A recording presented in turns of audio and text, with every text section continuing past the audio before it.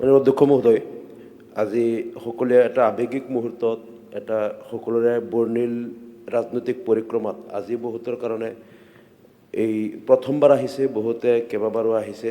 তেওঁলোকে সকলোৱে আজি এই পঞ্চদশ অসম বিধানসভাৰ শেষৰ দিনটোত মই প্ৰথমেই আমাৰ ধিং সমষ্টিবাসী ৰাইজক ধন্যবাদ জনাইছোঁ যে ধিং সমষ্টিত এটা ইতিহাস আছে অধ্যক্ষ মহোদয়, যে এবাৰ এজন বিধায়ক দ্বিতীয়বাৰ হ'ব নোৱাৰে, মানে স্বাধীনতাৰ পিছৰ পৰা 5 বছৰ পিছত ৰাইজে চেঞ্জ কৰে।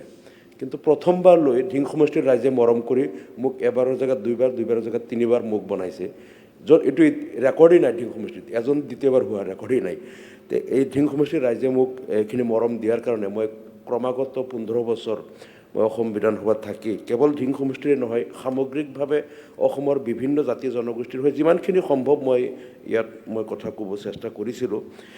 আৰু বিশেষকৈ মই 3টা কাৰ্যকালত মই 3গৰাকী মুখ্যমন্ত্ৰী পাইছোঁ আৰু 3গৰাকী আমাৰ অধ্যক্ষ বেলেগ বেলেগ পাইছোঁ।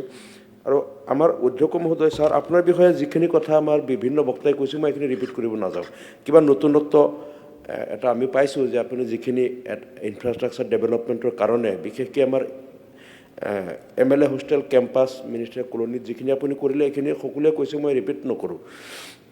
কিন্তু প্ৰথম এটা কথা আমি ফিল কৰিছিলোঁ ছাৰ, আপুনি স্পীকাৰ হৈ অহাৰ পিছত প্ৰথম হাউচ চলোৱাৰ ক্ষেত্ৰত আমাৰ হাউচত মানে আগৰ পৰা চলি আছিল এটা পৰম্পৰা, আৰু আপুনিও যিহেতু পাৰ্লিয়ামেণ্টাৰী তাত সংসদীয় যিটো তাৰ যিটো কাৰ্যাৱলী নিয়মাৱলী আপুনি তাত হেৰি কৰি আহিছিলে পাৰ্লিয়ামেণ্টৰ, সেই বস্তুটো ইয়াত আপুনি ইমপ্লিমেণ্ট কৰিব যাওঁতে প্ৰথম অলপ সমস্যা হৈছিল। আমি BSc মিটিংবিলাকত এই পৰম্পৰা আৰু আপোনাৰ যিটো কনচেপ্ট আছিল পাৰ্লিয়ামেণ্টৰ, এই বস্তুটোৰ পিছত গৈ গৈ প্ৰথম এটা বছৰমান গ'ল, পিছত গৈ গৈ কিন্তু এডজাষ্ট হ'ল আপুনি পাৰ্লিয়ামেণ্টৰ বস্তুটো। প্ৰথম আমিও অলপ বুজি পোৱাত সমস্যা হৈছিল বা আপুনি যিটো হেৰি কৰিব বিচাৰিছিল, পিছত গৈ কিন্তু BScত বস্তুটো ক্লিয়াৰ হ'ল। এটা অলপ মধ্যম এটা পন্থা আহিল, যিটো আমাৰ পৰম্পৰা আৰু সংসদীয় যিটো পৰিচালনাৰ আপুনি আইডিয়াটো তাৰ পৰা লৈ আহিছিল, গৈতো এটা মধ্যম হিচাপে ধুনীয়াকৈ 4 বছৰ চলিল। প্ৰথম 1 বছৰ অলপ কনফ্লিক্ট হৈছিল আমি বুজি পোৱাত, মানে BScত প্ৰায় এইটো লৈ হেৰি হয়, যিহেতু সেইটো আৰু এটা নতুনত্ব আহিল আমাৰ এই কনচেপ্টটো আহি পেলাই। আৰু বাকী আমি আপোনাক এজন মুৰব্বী হিচাপে যথেষ্ট আমিও ভাল পাইছিলোঁ, কাৰণ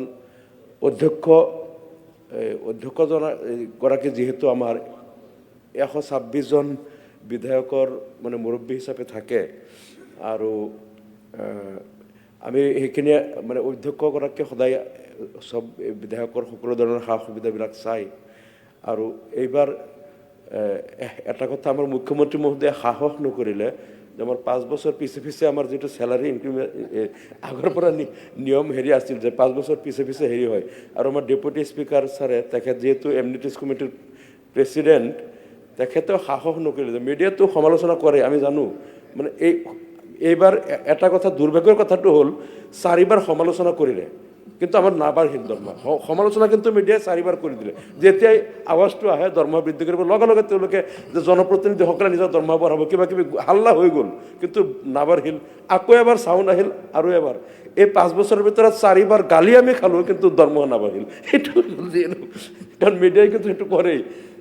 গতিকে যদি গালি খাইছিলোঁ তেতিয়া লগে লগে কৰি দিলে, গালি খোৱাৰ এইটো একেলগে হ'লে হয়। যিয়ে নহওক, আৰু মোৰ কাৰণে আৰু এটা হয়তো এইটো গিনিজ বুক অফ ৱৰ্ল্ড ৰেকৰ্ডতেই হ'ব যে মই প্ৰথমবাৰ 2011 চনত বিধায়ক হৈ অহাৰ সময়ত তেতিয়া কোৱাৰ্টাৰ নাছিল এভেইলেবল। মোক কোৱা হৈছিল যে আমাৰ নিউ হোষ্টেলত যে 1 মাহৰ কাৰণে আপুনি ইয়াত থাকক, মানে পিছত আপোনাক সেইফালে এটা কোৱাৰ্টাৰ খালী হ'লে ভালকৈ দিম। এই যে মই যে 1 মাহৰ কাৰণে সোমালোঁ, এই 1 মাহতো গৈ 15 বছৰ পাৰ হ'ল। অধ্যক্ষ মহোদয়, অধ্যক্ষ হা না না না মাজতো আৰু নতুন বনাই 3জন অধ্যক্ষ চেঞ্জ হ'ল, মুখ্যমন্ত্ৰী চেঞ্জ হ'ল, আমি আৰু আমাৰ প্ৰিন্সিপাল ছেক্ৰেটাৰী কেইবাজনো চেঞ্জ হ'ল।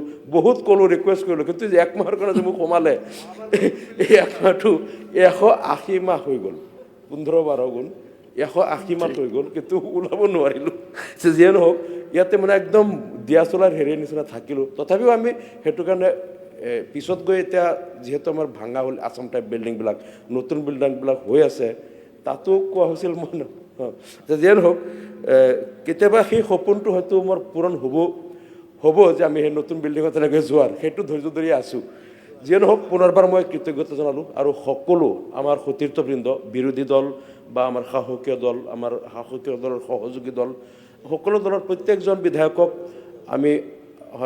আমি বন্ধু হিচাপেই কৈছোঁ যিহেতু আমি এটা ক্লাছত পঢ়া নিচিনা ক্লাছমেটৰ নিচিনা প্ৰত্যেকৰ প্ৰতি শুভেচ্ছা থাকিল সকলোৰে সুস্বাস্থ্য দীৰ্ঘায়ু কামনা কৰিলোঁ আৰু এই কথাটো তিতা হ'লেও অধ্যক্ষ মহোদয় আমাৰ কংগ্ৰেছ দলৰ 2-3জন বিধায়কে কৈছে যে এই গোটেইকেইজন বিকিয়া হওক মই কিন্তু এইটো ক'ব নোৱাৰোঁ যিহেতু মই চৰকাৰ পৰিৱৰ্তন বিচাৰোঁ গতিকে এই গোটেইকেইজন জিকি অহাটো মই ক'ব নোৱাৰোঁ কিন্তু সকলোৱে ভালকৈ আপোনালোকে সকলোৱে সুস্বাস্থ্য থাকক